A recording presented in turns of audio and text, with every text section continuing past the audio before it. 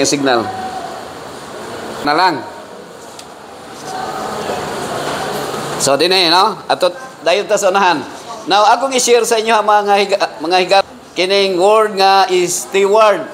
Para dili kayo ninyo malimtan, mahinumduman, kung unsa to'y lecture nga inyong nadunggan, steward man to.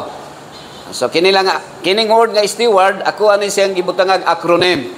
No? Para nga, akong kanang gitawag nga ma-customize siya, no? Customize siya. So, natay gitawag nga 8 natural doctors, no? Natay 8 ka mga natural nga mga doktor. Sa karong panahon na, alang sa inyong kasayuran, sa PhilHealth, need nato ang usa ka doktor, 20,000 ka population nga iyang ma-under sa care niya. So, dapat sa kada Pilipino, sa Universal Health nga programa, kada Pilipino kinahanglan nga ma-check up og doktor. So 20 mil tanan. Mao nang gi-required ta sa PhilHealth nga sa konsulta package pwede mo magpa-check up nga libre nga ang PhilHealth outpatient, ang PhilHealth ang magbayad. Kay gi-required sa government nga ang kada Pilipino ma-check up sa doktor. Okay? Pero sa pagkakaroon niabot ang panahon sa COVID, daghang doktor namatay. Daghang namatay nga doktor. Mao gani nga niabot ang panahon nga ang atuang government nag-sponsor na nagtawag scholarship. O karong panahon na daghang mga doctors, no? Di na ta mabalaka. Pero ako i-share sa inyo ang 8 ka mga natural doctors mga higalog igsoon. So natay 8 natural doctors. So gitawag ni siya steward. Number 1 nga doktor is sunlight. So natural doctor na siya kanang sunlight. So unsa man nang sunlight? So ang sunlight is very important. Kay kung permi lang ngit-ngit, permi lang dark room, di mangluspad ta og walay existence sa life. Kay nga naman ang kanang mga tanong mamatay man pag walay sunlight. So ang sunlight may nagproduce og photosynthesis nga ang mga phytochemicals atong ginakaon diha sa gulay. So very important ang sunlight. So unsa may mga benefits nga makuha nato sa sunlight mga higalag igsoon. So ako na lang gibutang sa PowerPoint para quick na lang basahon na lang ninyo. Okay? Na dire. It's not all that bad. Enjoy the sun moderately and it will increase your vitality and good health. Now diri sa Biblia dunay talata nga makita nato sa Malakay chapter 4 verse 2 nga gi-mention dire, the Son of Righteousness shall arise with healing in His wings. So din ato makita kay most of the people na ay lugar sa Europe or bisan there are some people nga mga pagans, they worship sun as their god. Gitawag Sun Gadra. Ang ilang pagtuo nga ang adlaw mo'y Dios. Pero ang Bible nag-mention nga the Son of Righteousness, that is referring to Jesus Christ, which is with healings in His hands, in His wings. So kinsa ray makaayo? Tingali ang uban sa tuwa, ganahan nga mo ang doktor si Dr. Escalante, Dr. Marcos, Dr. Patalinghog. So naamoy ganahan nga doktor kay bisag sa istorya lang niya o makakita lang mo sa iya, maayo dayon bisag layo pa. No, bisag makakita, makadungog lang kag istorya. No, Ma'am Cheryl, happy morning. Thank you very much sa Bible, no? Nga imong gihatag. Okay, so ana siya. So ang makaayo gyud mga kaigsunan, walay lain ko dili si Jesus Christ. Kung naa may mga drugs or mga material, mga matter nga gibutang sa atong lawas, pero ang pagtuo nato mo'y makaayo. So meaning to say, bisag gani di ay og walay hospital og walay doktor, pwede ka maayo bisag kung naa kay sakit, pinaagi sa pagtuo, Ma'am Joan. Agree ba ka na? Now, ato ta sa ikaduhang nga doktor. Ang ikaduhang doktor, mga kaigsunan, is letter T, stands for temperance. Mangutana ko sa inyo unsa may Bisaya sa temperance? Unsa may Bisaya sa temperance kani? Ma'am Joan? Unsa may Bisaya sa temperance? Ako isulti sa inyo kay uncommon word na siya. Very popular na siya sa Adventist kanang gitawag health and temperance.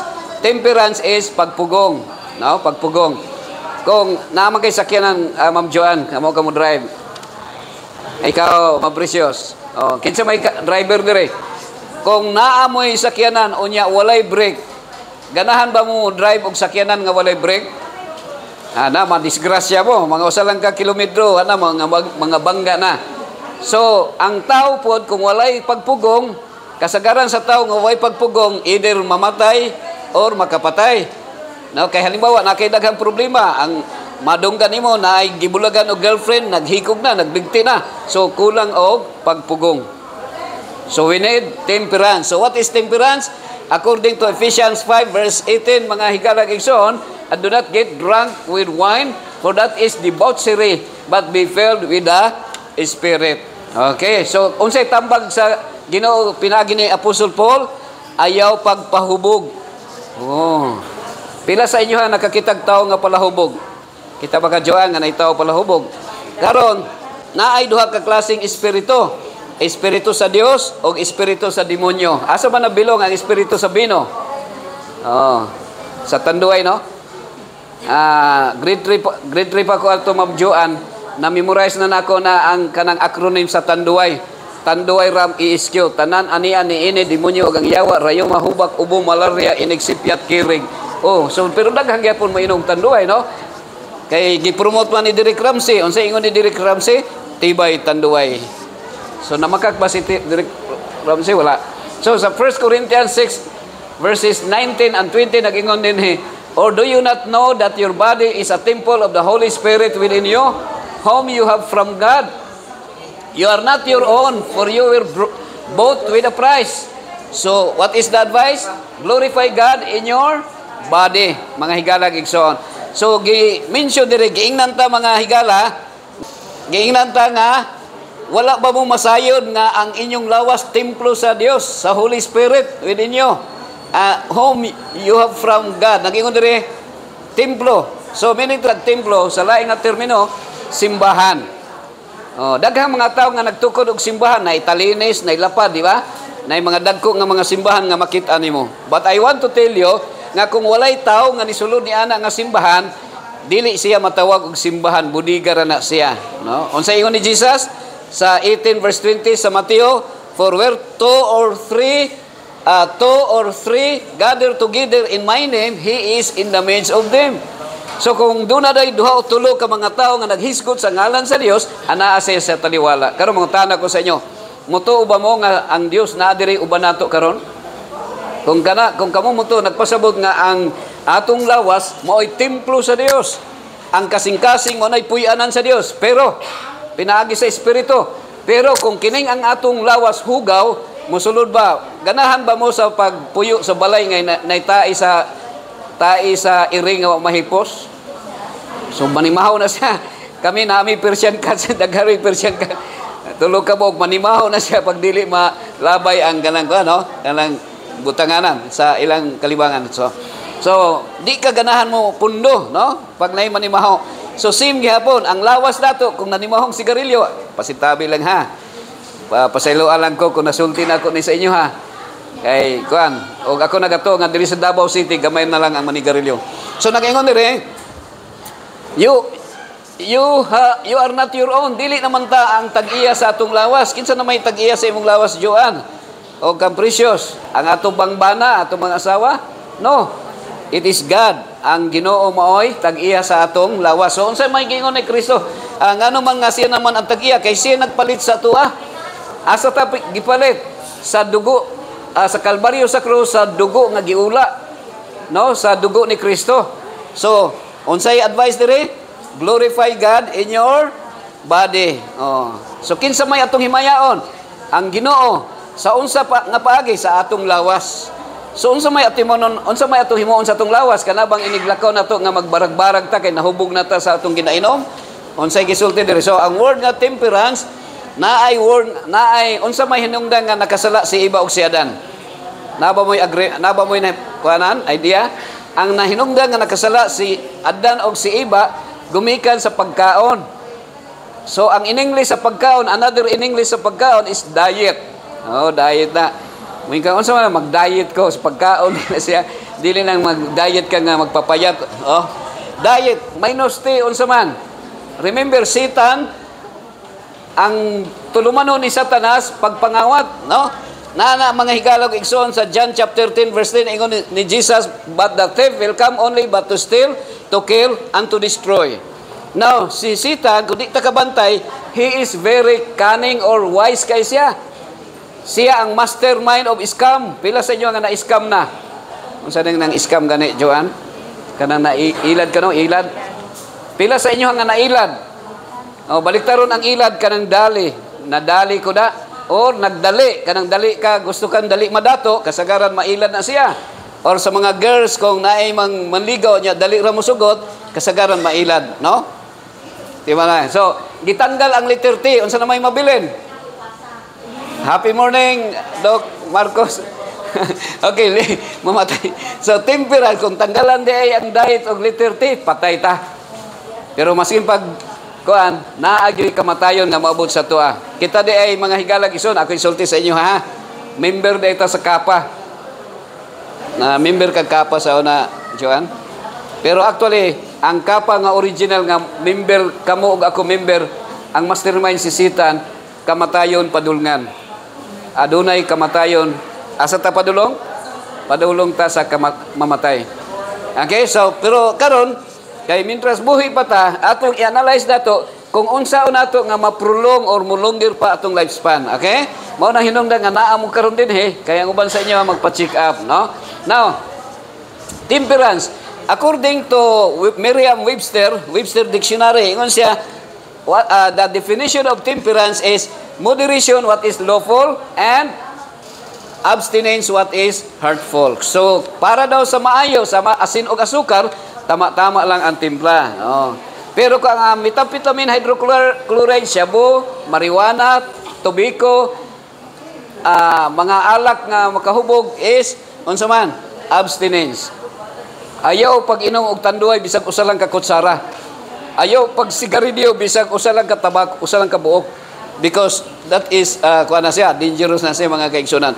Ang uban lang because sa mga business, negosyante tighimo og mga alak, naay advertisement, no?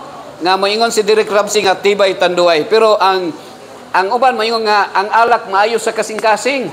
No, mo nay mga advertisement, mo nang mupalit pud ang tao. O kadaghanan sa mga tao karon moinom og kanang kape kay naa daw siya gitawag nga anti-cancer or phytochemicals and antioxidant. But ang tinud-an ay ang kape is unsa man? Caffeine is addictive. So kung unsa may butang nga maka-addict, makadaot na siya og dili maayo. Okay, medyo karon na mo kadungog ana nga kuno nga mangutana ko sa inyo, na may duha ka dalan nga atong pilian, usa ra may itong subayon, kining tama ug mali. Mangutana ko sa imong Joan. Kung pangutanon ka asa imong subayon, tama mali? Ikaw, Precious. Sultihan mo na ako. Walay tao nga musulti nga mali ang subayon. Pero akong isulti ron sa inyo mga higalag igsuon, ang atong gisubay mali. Ngano mali man? Kay kung irambol nato ang mali, lami baya. Ang mga taong murag alimigas, bahalag mamatay basta na ibabaw sa kamay. Kay nga naman, bahalag mali basta lami. Ganahan mo tag lami, pero mali di ay. Okay? So, mo ning kape o kuan. Kining Coke, Coca-Cola. Okay? Temperance does not just involve alcohol, tobacco, and drug use. It refers to all aspects of our lifestyle, whether it be overeating. Pila sa inyo nga matog Vikings o kanang mga buffet or eat all you can. Di ba? Bayad tag kuan. Tag pila, tag 1,000 noon sa ina, tag 800. Kanya, siyempre, pag abot naman dito, para malugi ang malugi ng eat all you can, mukaong kagdaghan. Pero kinsa may lugi, kung mukaong kagdaghan, malugi ang mudaghan. Sa overeating siya mga kaigsunan. Such unbalanced living robs men and women of a rich, healthy, and satisfying life. So, ang ato din pag kinabuhi nga unbalance, ginakawatan nato ang ato ang kaugalingon. Sa unsang nagpaagi. So, tiyan mo na ako, kung masakit ang atong lawas, maghuna-huna ta nga ang atong ibayad, kasagaran na ay sakyanan ibaligya, no, na ay karabaw ibaligya, or yuta iprinda. Pag di na malukat, mabaligya. Pero unsay imo nabaligya? Gibaligya nimo ang kabtangan, nakawatan ka sa imong lawas, kaya imong lawas na sakit. Okay? So, mo na nga need nato ang common sense, no? Changes in your lifestyle can add years, perhaps decades to your life. Kung karon nag-edad kag 40, at least kung imo ning sundon mo madungagan pag 20 ka tuig ang atong kinabuhi kana kung actually death is mystery, no, bisag maayo imong panglawas pero kung maaksidente di gyud ta wala gyud makapanilipod sa to gawas ang Ginoo iyang itugot, pero dili niya pagbuot ha, dili pagbuot sa Ginoo nga antaw mamatay. Now plan right now to enjoy feeling the years ahead with a balanced high quality life, no. Numuta na ko ron sa inyo ha. Pagbuot ba sa Ginoo nga ang tao masakit, yes or no? Ikaw, Ma'am Nike, pagbuot ba sa Ginoo nga ang tao masakit, yes or no? Say ano man, mong answer, yes or no? Ha? Yes? Ikaw, Ma'am, ha? No, ang tama nga answer no. Kay ang Ginoo buutan ba daotan? Gusto kinsa may gusto nga ang tao masakit, ang buutan or ang daotan? Ang kanang pag-ingon ba nga kung nay sakit, di ba ang sakit mag-antos ka? Ganaha makaingon ba ka nga pagbuot sa Ginoo kay gipaantos ko. Dili siya pagbuot ko, dili gitugot lang ha. Gi-permit lang sa Ginoo. Mana siya mga higala gisod. At least masabtan na to. Now, trust in God. Ako na ning ko anon ha. Okay. Ako lang putol